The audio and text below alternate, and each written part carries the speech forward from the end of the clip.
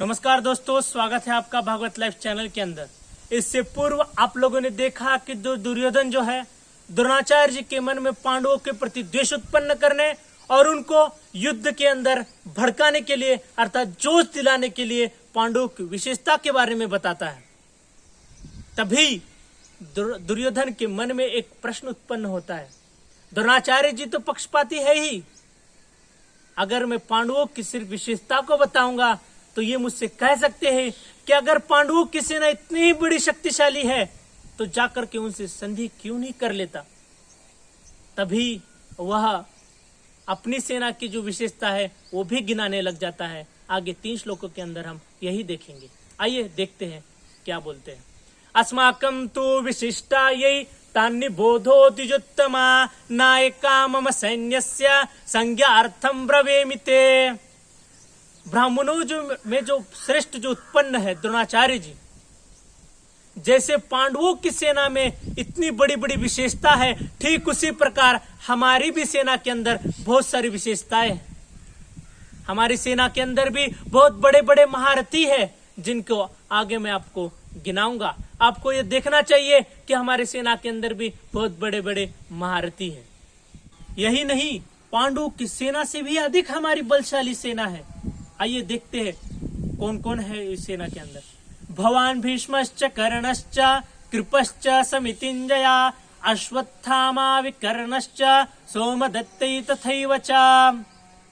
आप और भीष्म पितामह साक्षात अगर आप अपनी पूरी युद्ध शक्ति के साथ अगर युद्ध करे तो आपके सामने कोई दुनिया का ऐसा योद्धा नहीं जो टिक पाए। आप जो है इतने बड़े बड़े अस्त्रों को चलाने का ज्ञान रखते हैं, ब्रह्मास्त्र, अग्नियास्त्र, पता नहीं कितने विचित्र विचित्र अस्त्रों का ज्ञान आपके पास है जो अन्य किसी के पास नहीं है।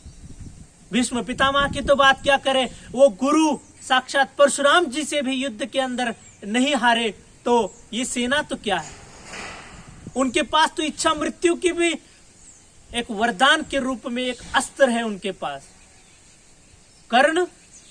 कर्ण तो अर्जुन के समान है और अर्जुन को से किसी भी अस्त्र शस्त्र विद्या के अंदर कम नहीं है। कृपश्च समितिंजया, कृपाचार्य जी जो है वो साक्षात समितिंजय है। उनको वरदान है कि समितिंजय का। अश्वत्थामा और विकर्ण, देखिए द्रोणाचार्य जी उन्हीं की सेना के अंदर बहुत बड़े धार्मिक व्यक्ति नहीं है। मेरा भाई विकर्ण जो बहुत बड़ा धार्मिक व्यक्ति है। और आगे कहता है कि अन्य च बहवा शूरा मदर्थे त्यक्त जीविता नाना शस्त्र प्रहरना ये सर्वे युद्ध विशारदा।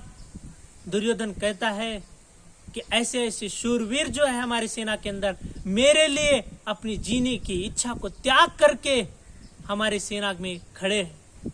ये सारे के सारे अस्त्र चलाने में और युद्ध के अंदर बहुत ही निपुण है। इस प्रकार के योद्धा हमारी सेना के अंदर खड़े हैं। तब हमें किस प्रकार से हमें हार प्राप्त हो सकती है।